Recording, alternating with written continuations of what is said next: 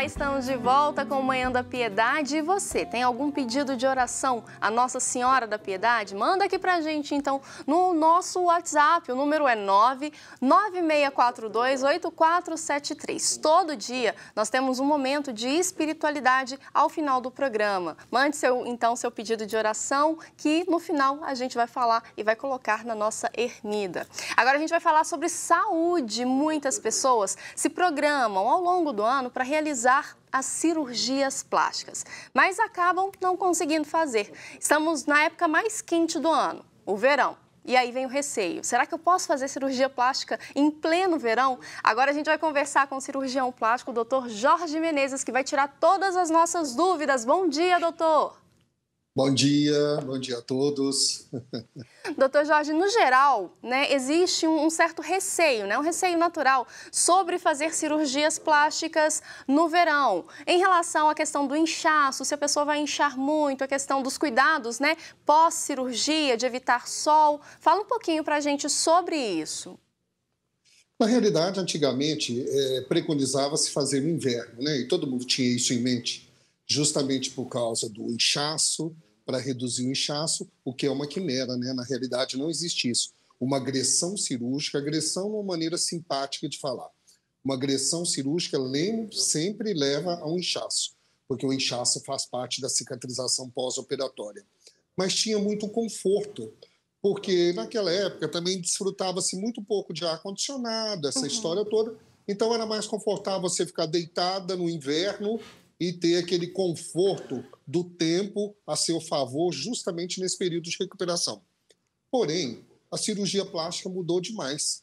Ela continua a mesma, porém renovada e customizada aos dias atuais. Ou seja, aumentou-se o número de cirurgiões plásticos, barateou-se mais o procedimento, então todo mundo faz em qualquer época do ano. Já não se tem mais em mente que no inverno é melhor. Algumas pessoas ainda abordam esse tipo de procedimento durante a consulta, mas nós deixamos claro que a evolução é a mesma. Hoje, antigamente você tinha que ficar deitada, chegava-se às raias da loucura para você colocar um saco de arroz ou de açúcar de 5 quilos sobre um abdômen operado, justamente para não dar líquido. Tinha-se isso naquela época. Gente. Hoje a gente não deixa a paciente mais deitada, tomando sopinha, quietinha. Ela tem que deambular, ela tem que andar, ela tem que ir por dentro da casa dela, ir para a sala jantar, ir ao banheiro, tomar banho de chuveiro. Ela tem que fazer isso tudo justamente para prevenir um dos maiores traumas pós-operatório, que é a trombose dos membros inferiores. Então, ela levando uma vida parcialmente normal dentro de casa, sem fazer extravagância, nós temos até uma melhora da evolução, uma melhora do funcionamento corporal, do funcionamento do organismo, isso levando a todas as etapas da cicatrização dentro da normalidade e ela tendo um padrão de qualidade de vida melhor nesse pós-operatório. Entendi. Hoje em dia, então, é comum pessoas, né, quando vão ali marcar a tão sonhada cirurgia plástica, já marcarem para o verão. Existe algum benefício? O senhor falou brevemente aí, mas existe alguma vantagem ao realizar a cirurgia agora nessa época do ano ou não? Qualquer época do ano, a cirurgia plástica ela vai ter o mesmo efeito, o mesmo resultado? O preparo pré-operatório para as cirurgias, quaisquer que sejam as especialidades, e principalmente a cirurgia plástica, ele mudou demais. Então, você pede vários exames, alguns a gente nem tinha antigamente, a paciente estando íntegra, porque é a única especialidade médica que, para você ser abordada pelo médico, você tem que estar bem, né? Todas as outras especialidades, você tem que estar com algum tipo de alteração, algum tipo de doença. Cirurgia plástica, não. Para você operar, você tem que estar bem, muito bem. Então, de posse desses exames, de posse desse preparo pré-operatório, todas as pacientes que vão na minha clínica para fazer a cirurgia na primeira consulta, se ela quer, por exemplo, uma redução de mama, ela recebe por e-mail uma cartilha de orientação. Ali está escrito tudo o que vai acontecer com ela antes, durante e depois da cirurgia. Isso dá uma tranquilidade, ela tem menos estresse. Tendo menos estresse, você produz menos cortisol, que é o veneninho que nós inundamos o nosso corpo quando nós estamos com muito estresse, depressão e tudo mais. E ele é altamente danoso para o nosso organismo. Então, quando tudo está preparado, pode ser qualquer época. E hoje também nós tivemos uma antecipação etária da cirurgia plástica nos últimos 20 anos. Ou seja, muita gente nova fazendo cirurgia plástica. E esse pessoal da Jovem Guarda, baseados aí de 18 até 40 anos, eles nem se lembram se é verão, se é férias, se é inverno. Eles reorganizam a vida pessoal e fazem a cirurgia. Por isso que no verão não tem problema nenhum. Outro, também as casas hoje já estão todas equipadas com ar-condicionado. Tem-se acompanhantes, né? A família, fica alguém acompanhando para dar a estabilidade para o paciente se recuperar sem fazer extravagância. Então, hoje já nem se abordam mais. Mas, já respondendo o final da pergunta, nós não temos um diferencial para fazer o inverno ou o verão. Isso não. E os cuidados, tem algum diferencial ou também não? Por estarmos no verão, então a gente tem dias de sol pleno, isso pode interferir? Como que funciona? Uhum. Os fatores relevantes de inverno e verão sempre são outdoor, né? O indoor, que é onde a paciente está para fazer a recuperação, ele tem pouca variação de temperatura, de exposição solar. Então, não importamos muito conquistar lá fora. Porque, por exemplo, ela não poderia jamais ir tomar um sol no pós-operatório imediato, né? Isso é desconfortável, isso gera uma perda líquida pelo suor que pode alterar a homeostase dela. A homeostase é a dinâmica dos líquidos corporais que funciona dentro do organismo dela. Então, como nós temos o problema de alteração de tempo lá fora, nós não temos muita interferência nessa recuperação dentro de casa, que é o que ela vai acontecer. Então, isso demanda poucos cuidados especiais.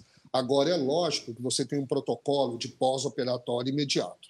Por exemplo, higiene é o fator primordial para que você tenha uma boa evolução. Um curativo limpo, tomar banho, porque aí você tira todo esse acúmulo de poluição, de sujidades que acumulam na sua pele, inclusive com fungos, bactérias e vírus, que pode dar processo inflamatório em cima da nossa incisão, em cima do nosso corte.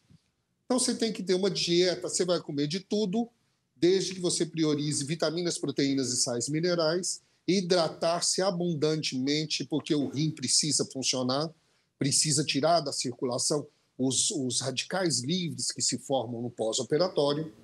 Você vai ter um descanso diário mais confortável, sem ter que ficar de repouso absoluto.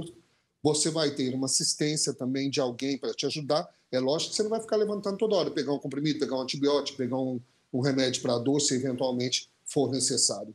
Mas esses cuidados pós-operatório é uma rotina que você tem no dia a dia, mais aprimorada e mais intensa.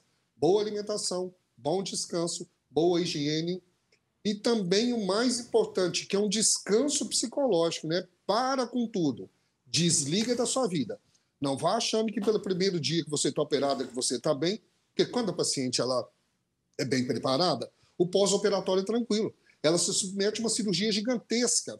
Mama, abdômen, lipo de flancos, a cintura, o pneuzinho. No outro dia ela está bem, ela está andando, conversando, ela está indo ao banheiro, ela está urinando bem dentro dos padrões que precisamos.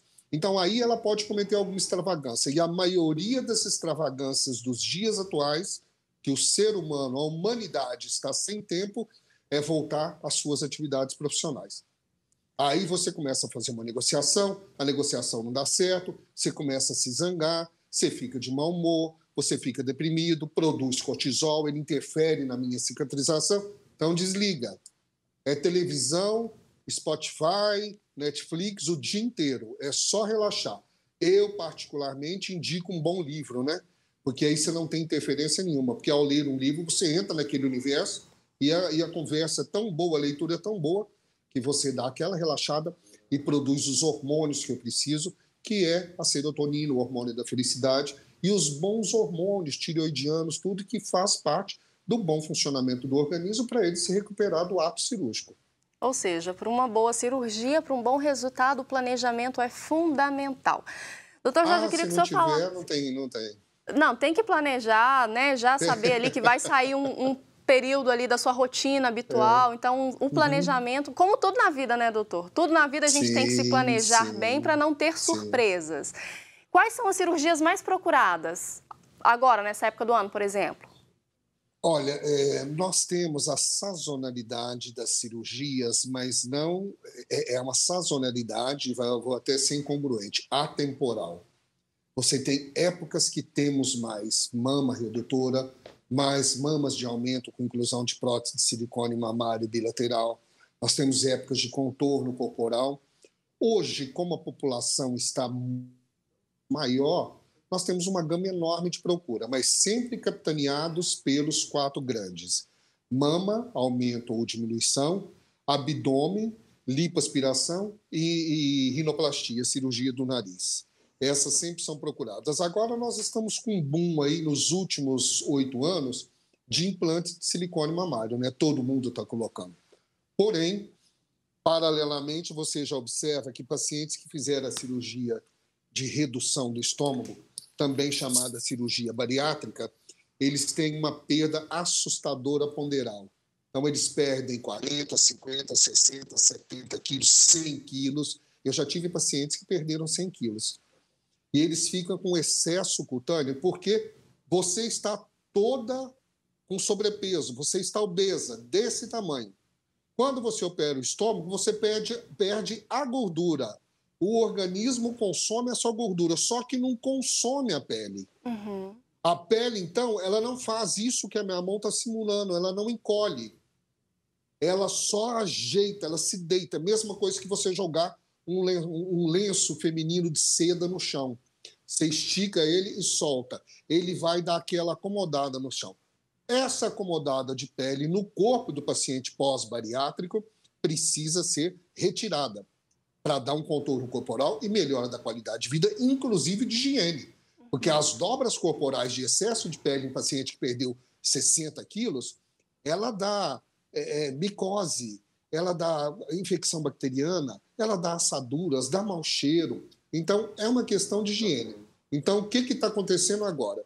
Pelo volume assustador, no bom sentido, de realização de cirurgias bariátricas no mundo inteiro, a gente está tendo uma procura maior por pacientes pós-bariátricos também, principalmente nos 4 grandes sites corporais. Mama, abdômen, braço nessa região e perna na face interna da perna. Então, hoje a procura está sendo muito grande por isso também. Doutor Jorge, é importante a gente lembrar, né, que todo procedimento estético, toda intervenção cirúrgica, ela envolve riscos e a gente precisa reforçar aqui sempre a importância de procurar um profissional qualificado na área, sim? Veja bem, eu além de cirurgião plástico, eu sou perito judicial. Então eu trabalho com a justiça em processos que a paciente processou o cirurgião plástico por estar insatisfeita com o resultado. Mas, paralelo a isso, a gente está vendo uma invasão tão assustadora da cirurgia plástica.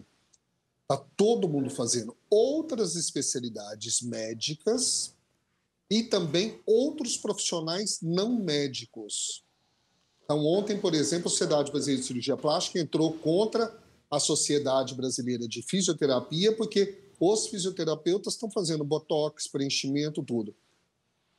Se o profissional tem ou não capacidade, eu não questiono. Eu questiono a legalidade, porque a retidão profissional é o básico para dar um bom tratamento e para dar qualidade de vida para os pacientes. Então, dentista fazendo não sei o quê, enfermeiro fazendo não sei o quê, ginecologista fazendo lipoaspiração. Aí não dá, né?